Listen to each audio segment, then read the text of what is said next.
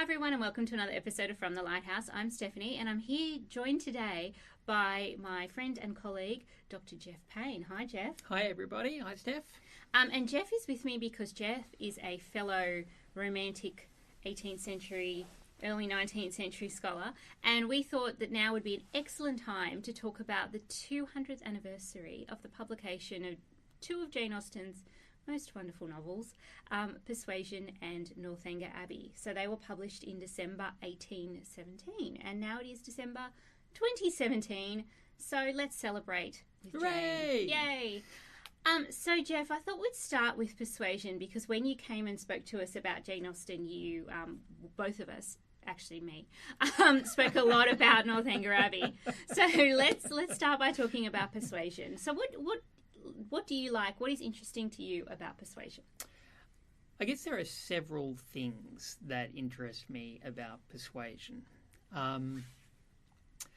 Again, in previous discussions, I think that we've both acknowledged the fact that probably there is something about Anne Elliot as a heroine that is quite distinct in Jane Austen's oeuvre and shows a kind of development in the way in which she's thinking about what type of heroine ought to exist in the novel. And this will feed into Northanger Abbey as well, because Northanger Abbey is very concerned in a playful way with matters of genre and what a novel could look like, would look like, what it could do. Yeah. And Austen, obviously, as a craftswoman, maintains an interest in those kinds of issues all the way through. And Anne Elliot is a divergence. She's almost... not long ago, I was rereading a little bit of Pride and Prejudice, and I was reminded of the... discussions around Sense and Sensibility, I'm sorry. Yeah. And Marion's definition of when somebody is over the hill as a woman. Yeah. And that if you were still unmarried at the age of 26, all hope has passed for you. Yeah. And you become a person of no interest. Yeah. Socially, artistically, because Marion is all about the artistry. Yeah. This is the character of the point at which a woman becomes a non-entity. Yeah. And this is the point that Austen picks up Anne Elliot, and we have that narrative of her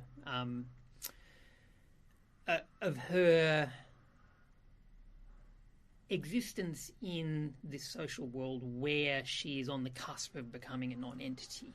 She's 28. She's over the hill. That's right. That's right. But she's still she is over the hill, but there is still memories of the lost bloom and what have you. So I think she can recover the lost bloom at times. Well, she does. In fact, yeah. The novel makes specific mention of the fact after the accident at Lyme. Of the fact that when she's next seen in town or something like that, or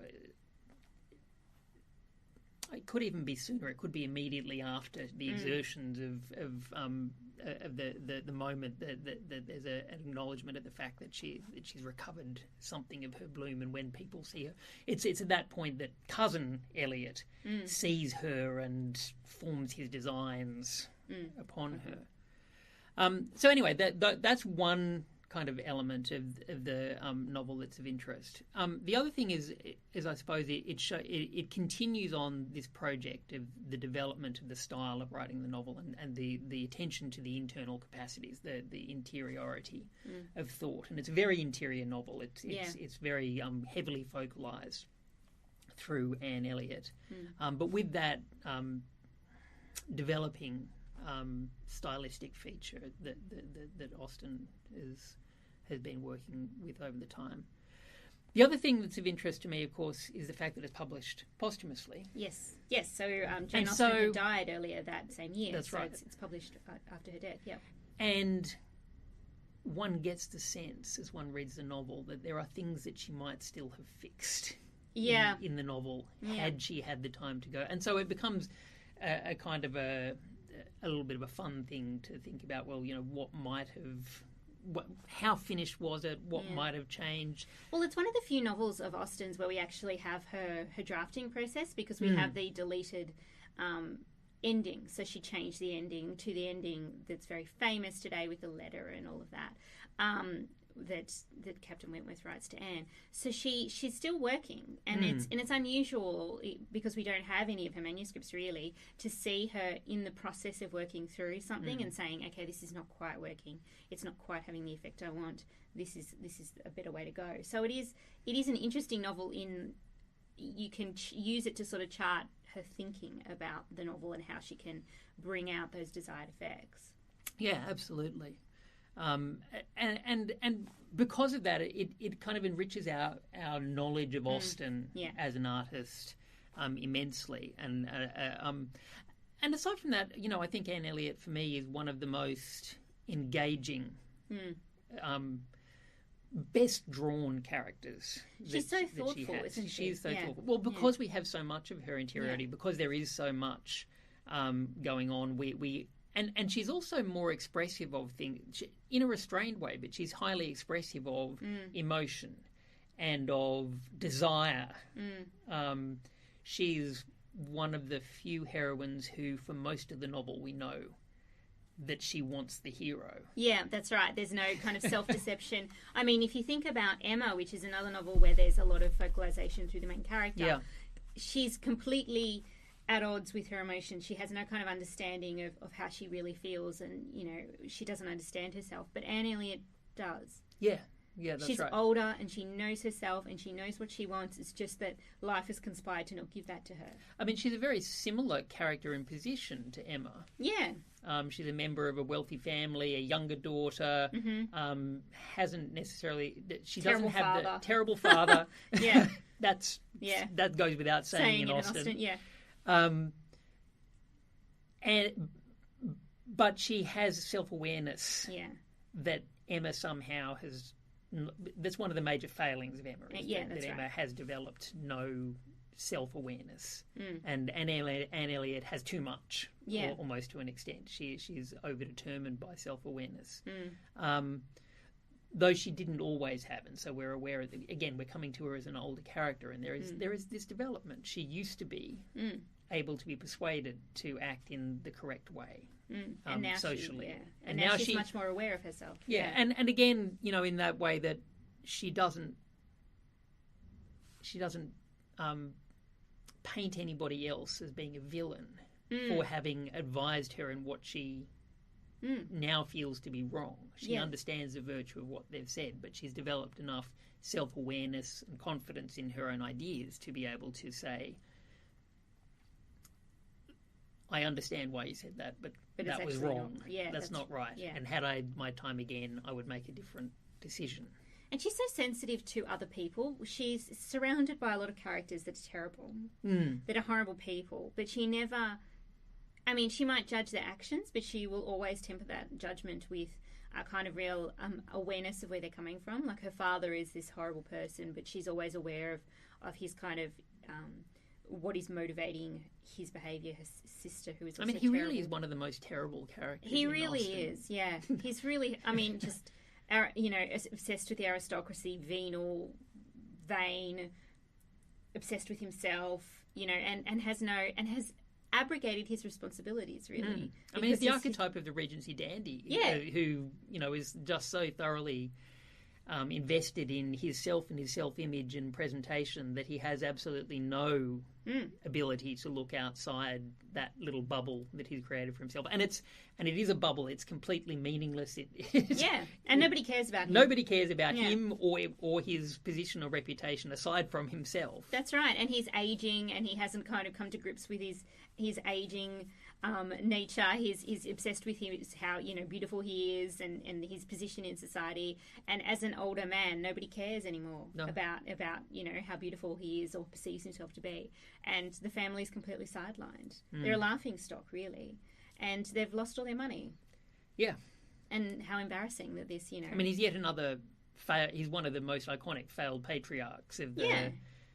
But given the Regency. Yeah. and the development of the character of the prince, soon to be king, Yeah. It becomes a really potent indictment socially of the system at large. Do you see him as a kind of Prince Regent figure? As a kind of prince, Yeah. he's not the Prince Regent. No. He is different. He doesn't have quite the same corporeal desires, he hasn't given over to them, perhaps to the extent that the Prince Regent has. So for those listeners who might not be aware, so the Prince Regent was the son of the king, and he became the regent because the king, George III, famously went mad. Some of you might have seen The Madness of King George and so forth. And the Prince Regent, while he was very attractive in his day, and he was, the kind of the Regency dandy, he had quite famously gone to seed, and he was this increasingly... He loved his food. Yes, he was increasingly large and decadent, and he had all this collection of mistresses, and Jane Austen hated him because of the way he treated his wife, and because of his, spendthrift ways, and if anyone's seen Blackadder and seen Hugh Laurie's depiction of the Prince Regent... Sausage time! Yeah, exactly. And if you haven't seen Blackadder, go and watch it. Blackadder 3, I think it is. So he's not a, particularly attractive figure. And she had to, interestingly, she was asked by the Prince Regent, who was a big fan of hers, to dedicate Emma to him. And so she does very kind of like, okay, well, if I have to, I have to. And then she makes fun of him privately.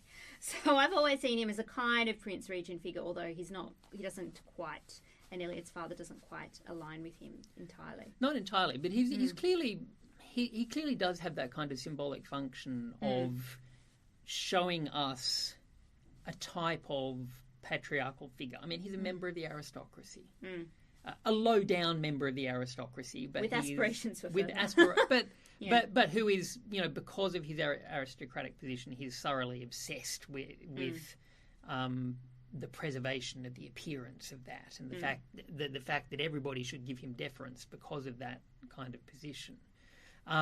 Which has led to an entire vacuity of moral character. And because of that, because he exists in this novel as that type of figure, and because the Prince Regent exists in social discourse as that type of figure as well, there has to be a if not deliberate, at least an imperative to read them against each other and understand how he is symbolising certain things that are wrong socially. And because Austen, as always, is very interested in the way in which the social order impacts the lives of women. Yeah. That is an overwhelmingly dominant theme throughout her works.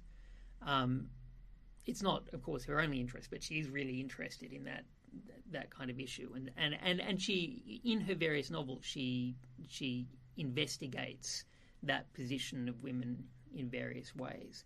And I think, for me, Persuasion is about the isolation of women, about what happens. So even though they live in this highly controlled, incredibly minutely organised social system where women are never allowed to be alone, they are completely isolated within that system. They have no ability to act with agency.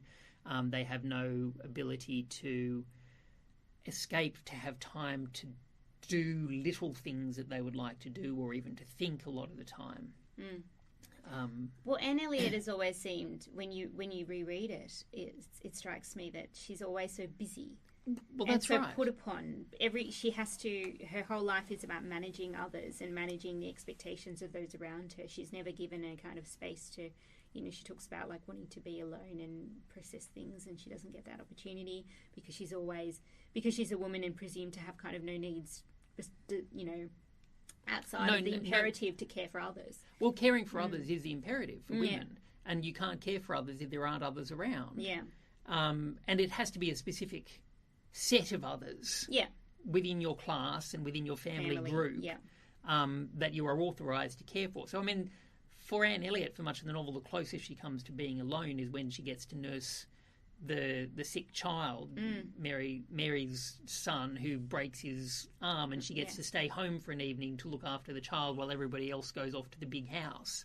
But aside from that, she's almost always, when we see her in the novel, in company in some way, shape or form. And even then, she's, even in her role in the sick bed, I suppose, even with Louisa Musgrove's injury, it's always about, you know, caring, nurturing. It's never about, you know, okay, I don't feel like going out, I'm going to stay home.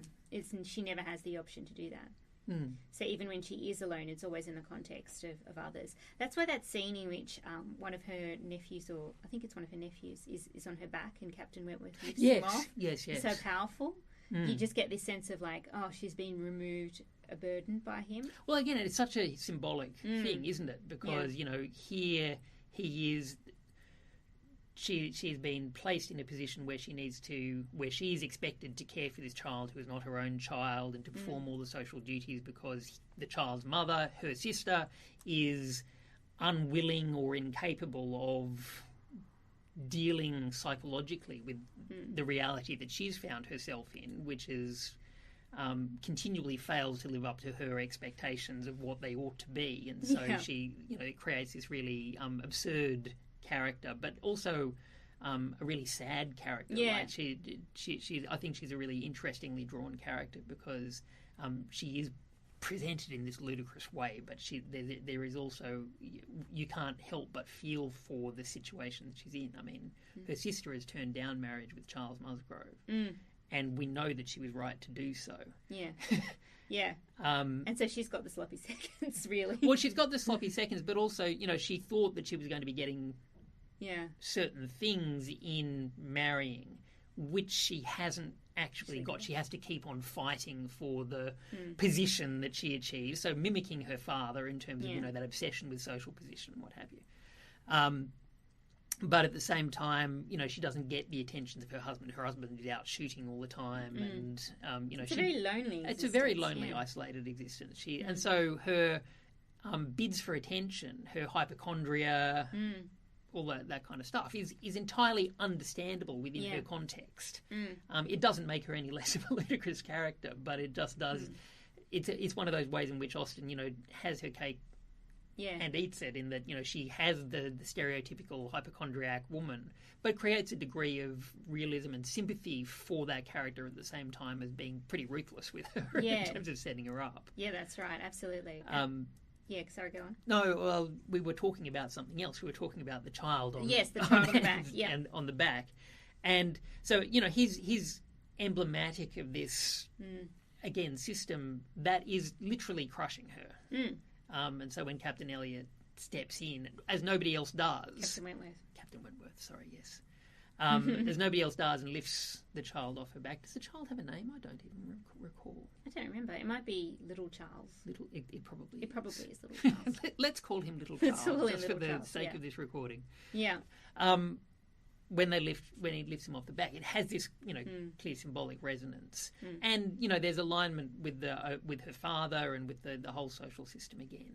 You know, the way in which Anne is being crushed by that system, and there's an implication that the only way out of it is through masculine intervention.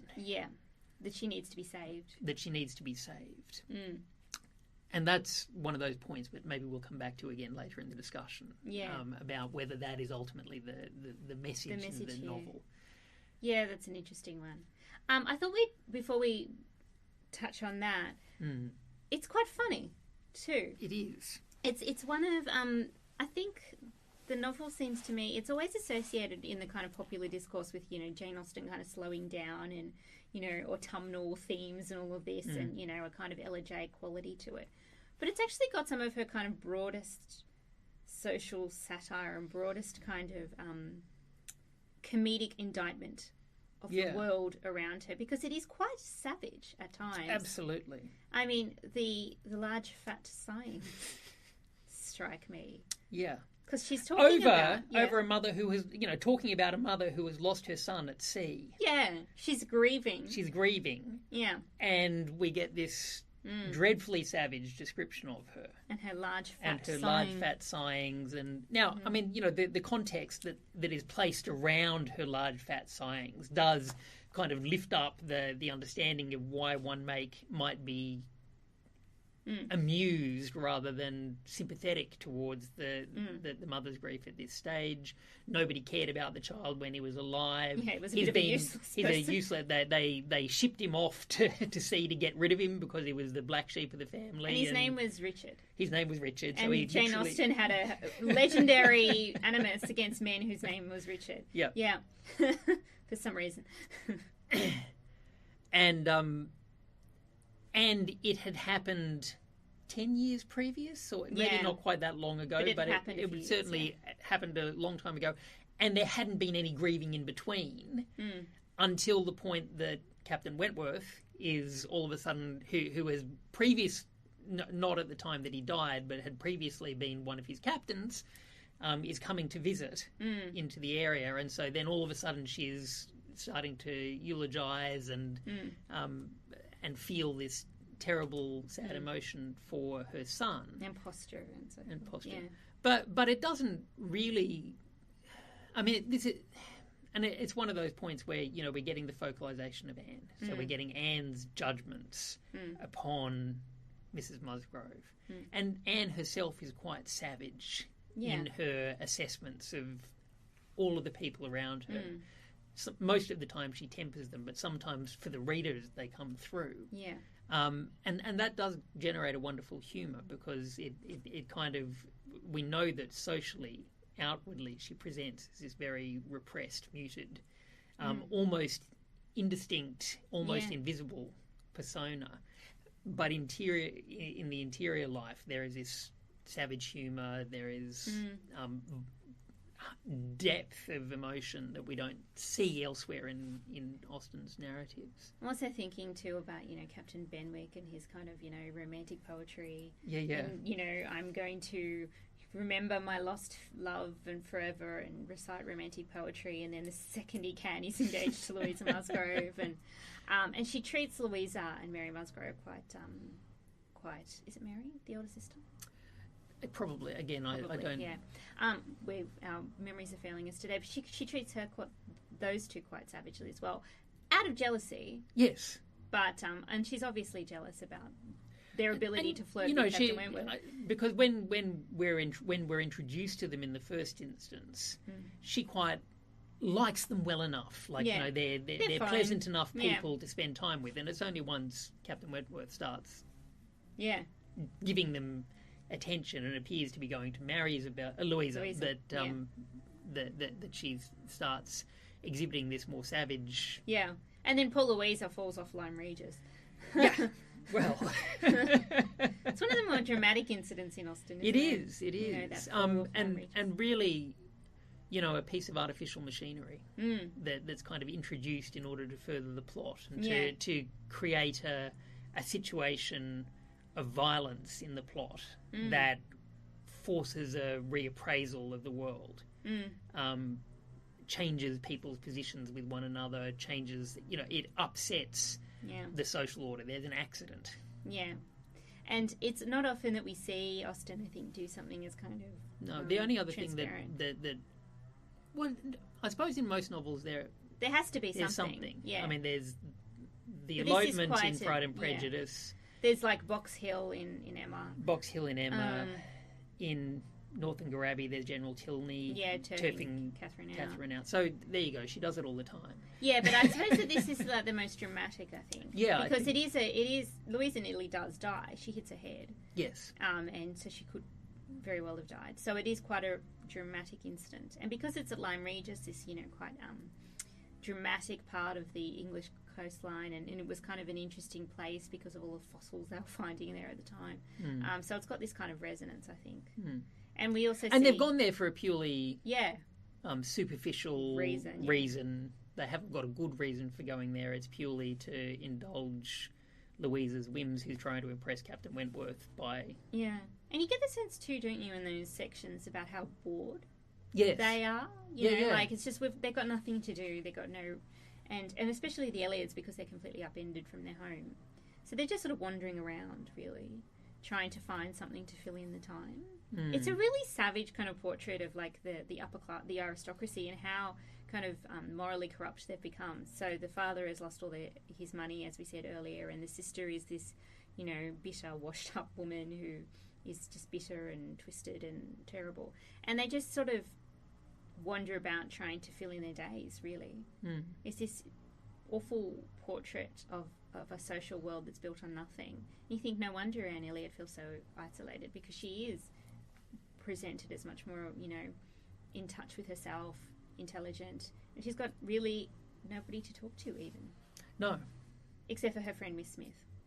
Yes, but she kind of does that. It's not exactly clandestine. Yeah, but it's also not quite. But it's under the radar because, you know, her father can't pay her enough attention to realise that there might be anything degrading or anything in her going to see this relatively common. Yeah. You know, she's just Anne. It doesn't really matter what she does. Yeah. So. But it's interesting that this, you know, relatively common, relatively unimportant in inverted commas, woman is the person who gives her the information that is actually the most useful. But only after she realises she can't exploit her for it. Yeah. So, you know, at the point where she's congratulating Anne on the impending marriage to her cousin, and Anne is saying, what are you talking about? I ain't marrying. I'm not going there. He's going, what? Yeah. Yeah. Exactly. But you were going to get me my money. Yeah. Oh, you've got no money for me? Okay. Now I'm going to give you the information. Now I'll give you the real... Yeah, the real down low. Is she a portrait of Charlotte Smith, do you reckon? Could be. I don't know. Yeah. You know more about Charlotte Smith than I do. So Charlotte Smith was a romantic poet who was very popular and very wonderful romantic poet, but she was also a woman down on her luck. Very influential. Very influential, yeah, absolutely. But she was also very down on her luck. She had like 13 children and a husband who was a gambler, who she eventually left, which is quite a big thing to leave your husband in the 1790s, this was. Highly admired by Jane Austen, but also somebody who was always... Did Austen know her? I don't think... Yeah, Austen did not know her in person, but she did. I mean, she knew of her work, but... Yeah. And what was legendary about Charlotte Smith was everything she wrote and everything she did was about positioning herself as the poor, beleaguered woman, which she was, you know. Yeah. Absolutely, she was this poor, beleaguered woman with, you know, so many children and, you know, this terrible husband who she was married off to at like 15. But she liked to talk about, you know, herself and how you should give her money because she's got, you know, 1,000 children and no money. So I wonder if that's a portrait of Charlotte Smith. Other people besides me have suggested that at length.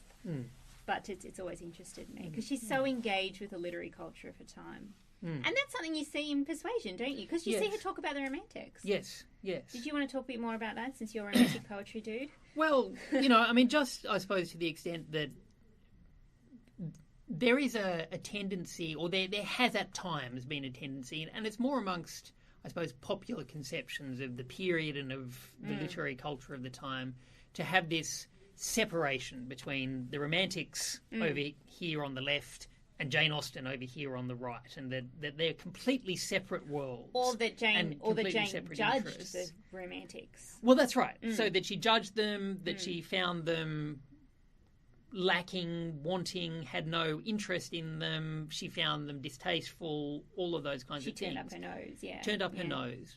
And yet she's able to quite comfortably in Persuasion introduce the poets and ideas from their poetry and use them in a way which is very useful in characterising Captain Benwick, that is very, you know, subtle, it's not overdone, and it you know, it demonstrates a kind of appraisal that is not entirely damning, I suppose, of the Romantics.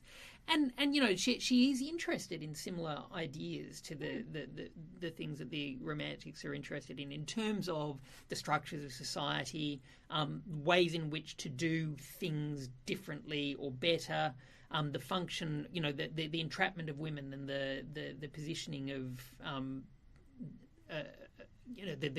I suppose that whole Gothic element of romantic poetry, which again is quite often overlooked in favour of all of their, highfalutin intellectual pursuits, but, particularly the younger generation of romantics, but also Wordsworth and Coleridge, very Gothic in their interests, very interested in that kind of popular culture kind of stuff, and the intersection between high and popular culture. And they were deeply also engaged in the kind of social awareness and social world that Austen was in. They understood as well as she did that the world was set up against certain people, and that the aristocrats had all of this kind of power that they were using in negative ways. So there are alignments there, and she obviously knows them. It's the same in Northanger Abbey.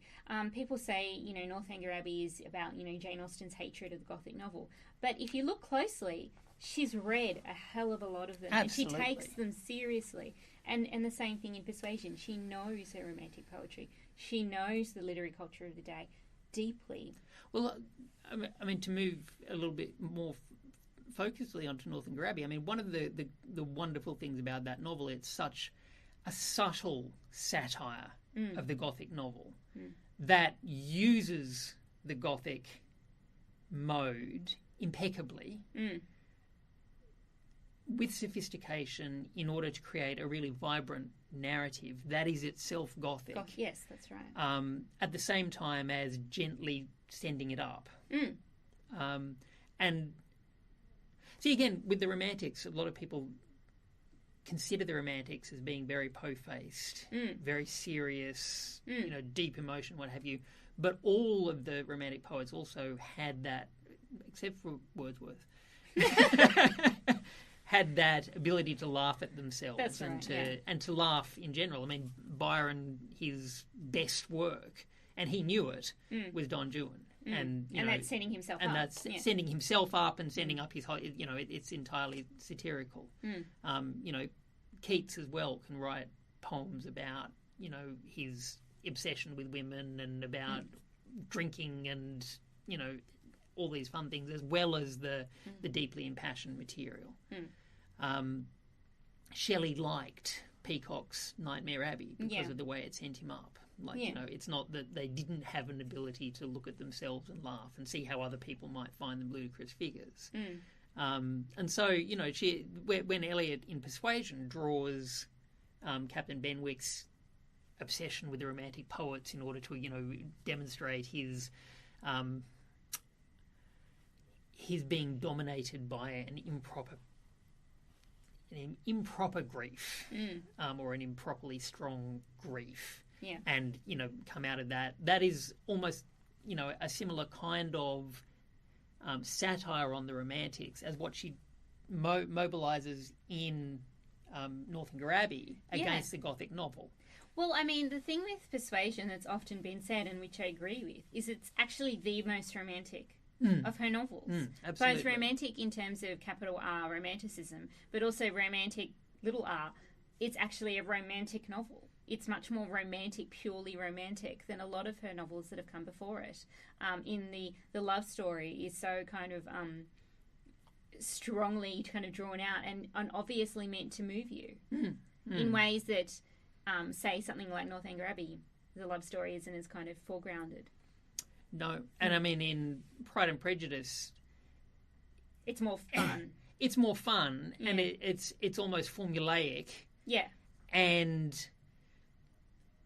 it's set, but it follows a really clearly staged narrative arc all the way through. And I suppose there are less stakes because in Pride and Prejudice, absolutely from the first page what's going to happen. Right. Whereas, I mean, even though in Northanger Abbey, if you know Jane Austen, that it's going to be a happy ending.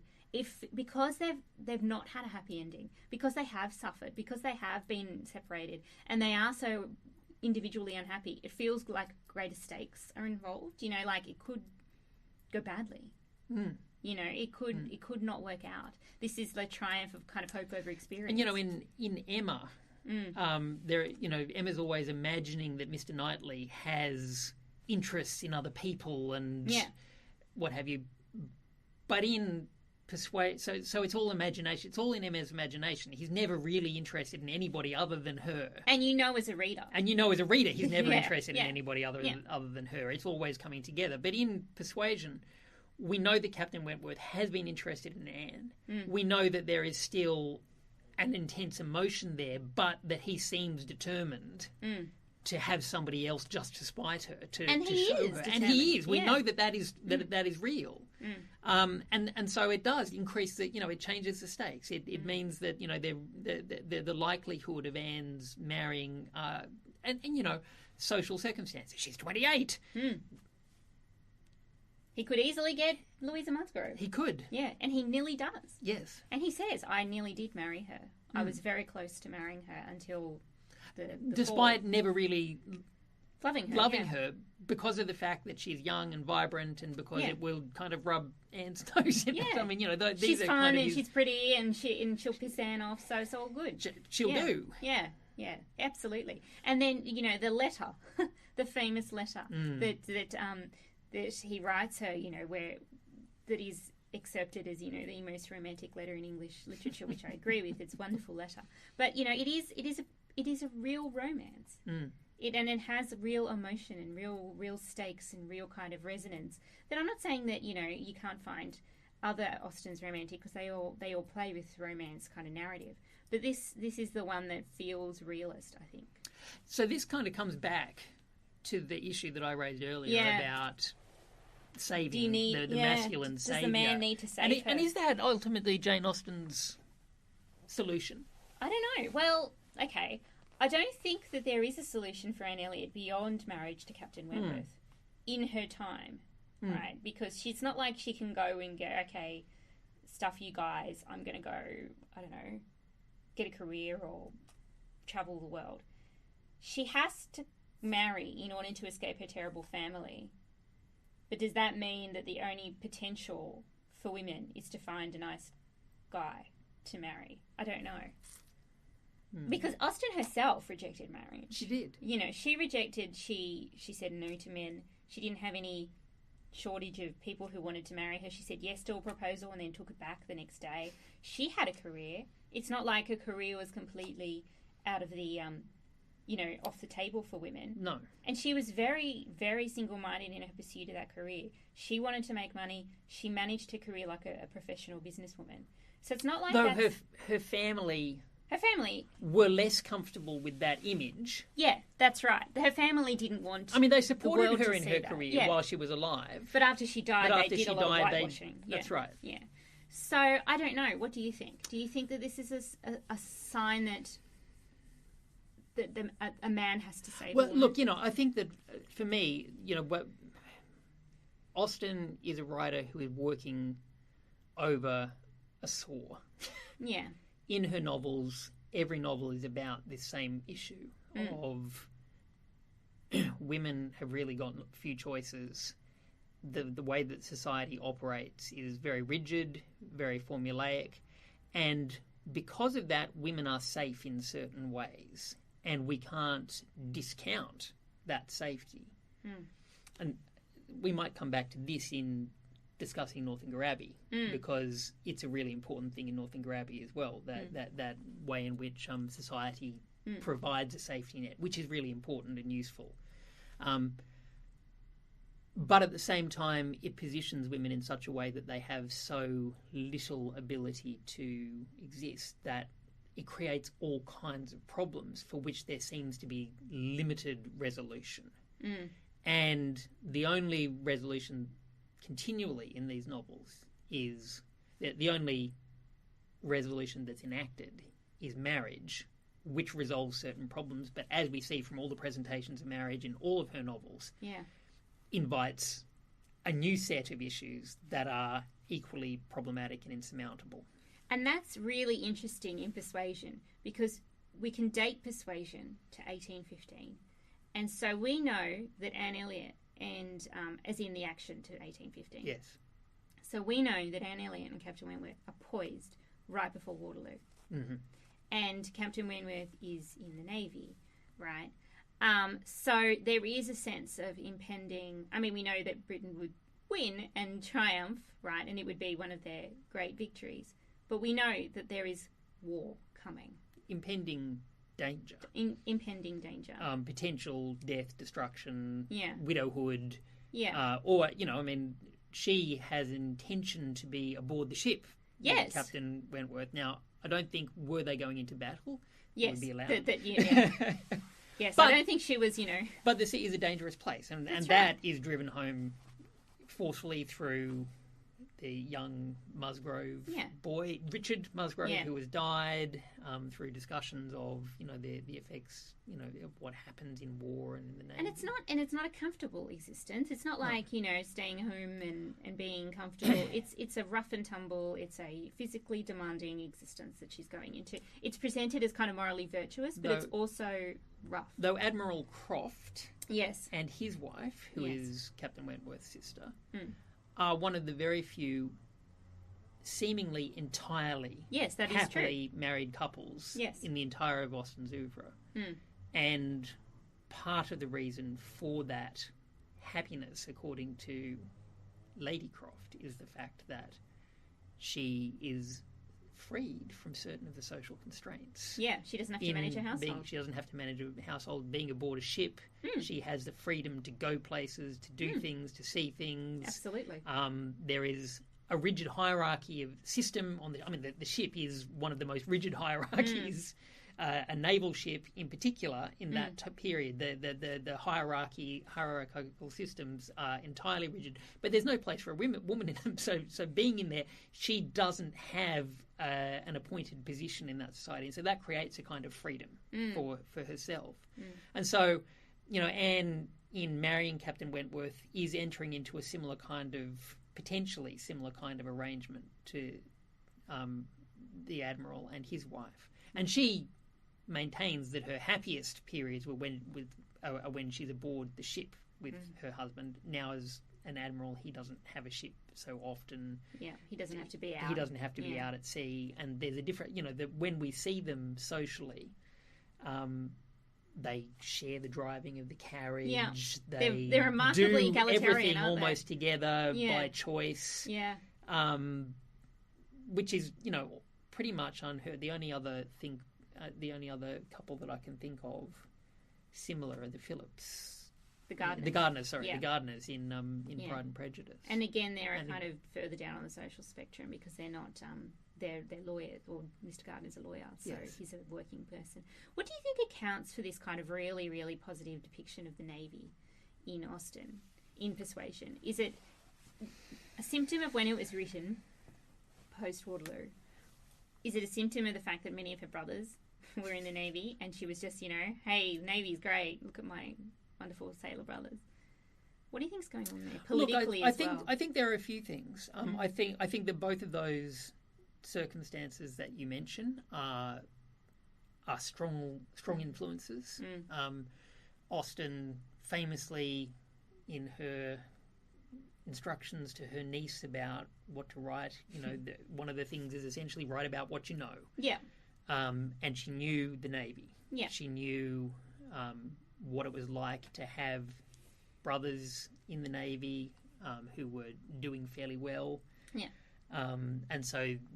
And the fact that the Navy in war, when things didn't go wrong, could achieve social movement, social change. Yeah, that's right. In a positive way for people who were in the Navy, but that also there were risks involved. It's kind of a gamble. Yeah, and Wentworth is a great example of that social mobility because he's considered beyond the pale for Anne, but then he comes back super rich. Right, he's taken a lot of prizes. Yeah, and because he's taken a lot of prizes, he comes back and now he's far more palatable. Yeah. Now he's not as ugly as he used to be. No. Now he's actually very handsome. And I mean, Lady Russell advises Anne not to marry him because the risk is too great. Yeah, marriage is a kind of a gamble, a business transaction, and if you're going to invest in this particular thing, you've got to weigh it up, and the chances are against him. When he's only a very young man and he doesn't have a ship and he doesn't have a fortune and what have you. By the time Anne reconnects with him. He has the fortune. He has had success in a series of increasingly important ships, and so his trajectory in the Navy is on the right path. He has influence in the Admiralty. So, everything is looking much rosier for him, and so he is socially a far more useful character. And see, the Navy is also a social microcosm, right? Yeah, that's right. So the naval system becomes a microcosm for, but that is also an alternative to the social system in Britain. It's determined more on merit-based achievement than the aristocratic system that is hereditary. And what have you. You achieve by demonstrating your abilities in the Navy. You don't have ability in command of a ship, you die. So there's a real, it's before Darwin, but there's a Darwinian process. It pays to be good at your job in the Navy. Right. Yeah, absolutely. Although... whereas in the military, right, it's an entirely different thing. You purchase commissions in the military. Right. Yeah. You do also in the Navy as well. But, then in the military you can send your men out and they can all be slaughtered and you get a rap over the knuckles back at home. And then you just get a new suite of men to come through. Whereas in the Navy, you've got a really expensive piece of equipment. Where if something goes wrong with it, everybody dies. Yeah, and if you destroy a ship, you've destroyed... the equivalent and the expectation is that you will go down with the ship as the captain, right? You don't just abandon that expensive piece of equipment to It is, though, a very, very optimistic vision, though, in many ways, of the Navy as this kind of... And it's hard to know whether it's Austen seriously saying this, because she's never quite straightforward. She's never really po-faced or serious in a kind of simple way. When she says that they're distinguished for their moral virtue, is this her being legit, or because there's bad behaviour at sea? There's a lot of very bad behaviour, and in fact, she makes a very off-colour joke about the Navy and what they get up to at sea in Mansfield Park when the rears and vices, and you can work out what she means by rears and vices. So she's not exactly. She doesn't paint the Navy. She doesn't paint the Navy in an entirely positive light. That's true. Yes. And I think Mansfield Park is a really important space to document that. Fanny's family are naval. Yeah, and they're rough and drunken. And they're rough, and they're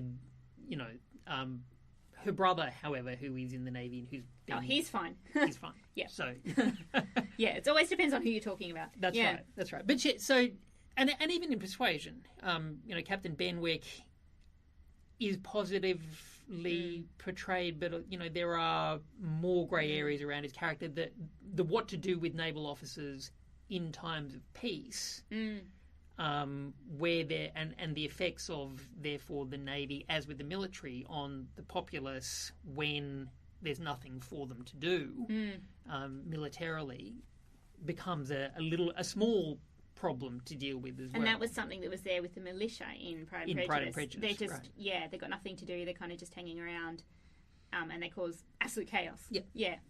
So that is a recurring kind of thing. What do you do with all of these fighting men when they're just hanging around, really? And as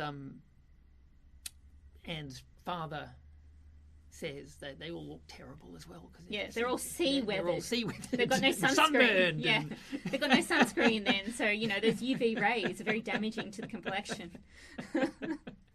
It's not like those red coats with the army in Pride and Prejudice where they're quite dashing figures, that's right. Mrs. Bennet would say. That's right.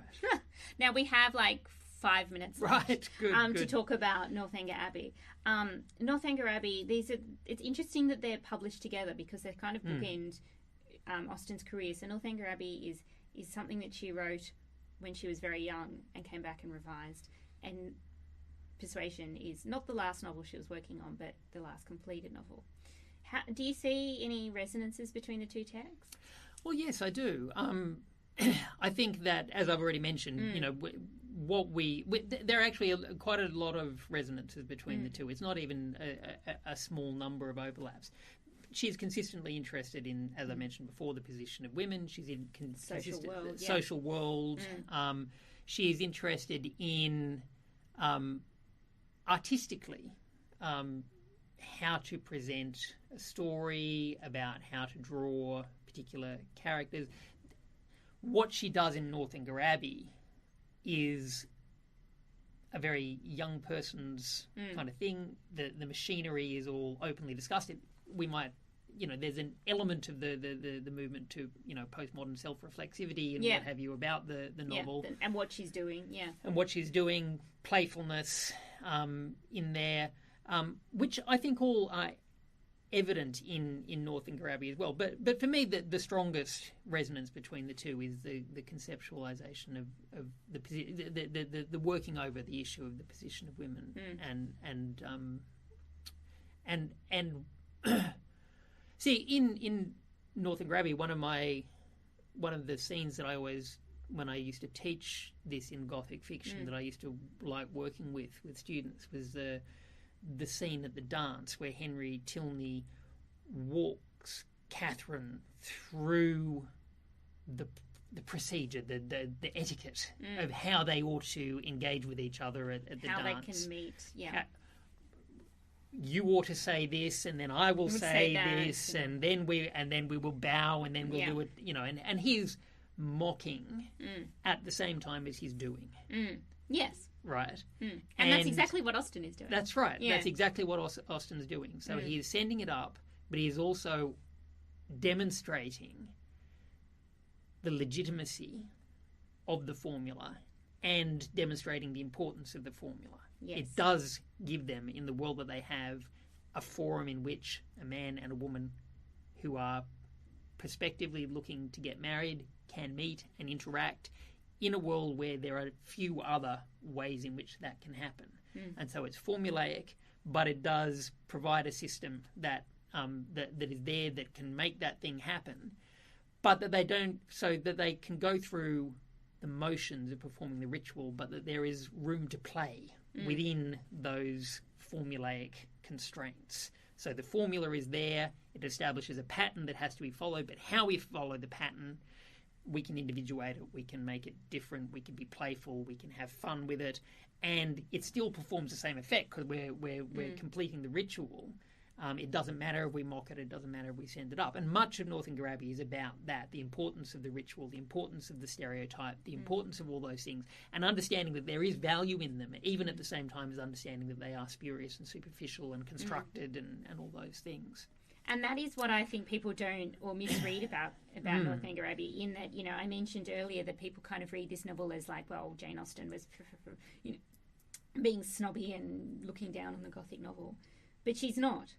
I mean, she writes an impassioned defence of the novel. Yeah, I mean, it is only the form in which the greatest effusions of the spirit and the fun, I can't remember how it goes. I've got a mouse pad with it written on it. But she writes an impassioned defence of the novel, and she writes a Gothic novel. It's a Gothic novel. Yeah. And Catherine Morland is in danger, real danger. Yeah. Throughout the novel, as a heroine of a Gothic novel should be. Yes. And General Tilney is a Gothic villain. Yeah. He abrogates all the rules of social decorum in the pursuit of his own self-interests. He's a terrible man. He's interested in money and appearance, and again, there's a strong overlap between the paternal patriarchal figures. They're very in Persuasion and Northanger Abbey. And the issues are exactly the same. He's a venal man who is interested in position and money and power more than he's interested in his children. And so he's being terrible to his wife, he's terrible to his children. The implication is that he hasn't killed his wife, but that he's kind of beaten her down and bullied her until she's kind of faded away. Yeah, I mean, he's more malignant Charles Musgrove in that, he ignores his wife. He's got no use for her now that he's married her because he's already got what money she had and what prestige she brought with her to the marriage. That's all done with. She's given him children. Yep. You're done. Done. Yeah. And he's using his children in exactly the same way. They're mechanisms for bringing money and prestige into the family. And they're scared of him. Especially Eleanor is very, because she's got this, secret lover who she must keep from him. But she's very twitchy when she's around him, and she's very twitchy about, not uncovering kind of how bad he is and not kind of disrupting the surface kind of appearance of happiness that the family has. She's always kind of trying to manage him and manage who comes into contact with him and how. And she's very nervous as a result. Mm. So he does exert fear. And they're also, I mean, Henry Tilney's, attack on Catherine after he realises that she believes that his father has murdered his mother, is at the one time, it shows us a blindness on his part. He's wrong. He's entirely wrong. Yeah. He's literally right in that, his father details, hasn't expressly locked her up and starved her to death of physical nourishment. But there is a spiritual, emotional nourishment that seems to have been lacking, and certainly, there, as you've said, there's an implication that his treatment of her has hastened her to an early death. And he's also wrong in a kind of really obvious way. Like he says, well, murder can't happen in England because the neighbours would find out. Right. Like obviously murder happens in England. And, And the situation where he described, and this has been commented upon widely as well, the situation that he describes of the neighbourhood of spies. Yeah, is exactly what's happening. Is a very Gothic thing as well. Yeah. That we have no privacy, we have no, everybody is trapped and he in says this social network. And he says it like it's a really positive thing, but like it's a really dark and ominous image of this everything you do is being monitored by everybody around you, so you better sort of step in line. It's not a happy image. No. But he presents it as, well, isn't that great? Because you can't murder your wife because the neighbours would find out, and he's wrong. Yeah. He's entirely wrong about his father, and he's also entirely wrong about the kind of social world and presenting that as this, unambiguously good thing. And of course, murders happen in England. Let's not pretend that murders only happen in Italy and Spain, the Gothic locations. I think we have completely run out of time, unfortunately. But thank you for discussing Persuasion and Northanger Abbey with me. Thank you, Steph. If you haven't read Persuasion and Northanger Abbey, Christmas is fast approaching, and I cannot think of better books to read over Christmas and New Year. There are some lovely annotated editions as well, Harvard Press annotated editions. Yes. All the illustrations, fantastic. Yes, and really helpful notes, like not boring. Yeah. No. Yeah, really, really useful notes. Okay, so that was another episode of From the Lighthouse. If you could please rate and review us on Apple Podcasts, that would be incredibly helpful. And thank you to those who have already rated and reviewed us. That's really, really wonderful in helping other people find the show. We'll see you again in a week. Thanks, Geoff. Thanks. Bye.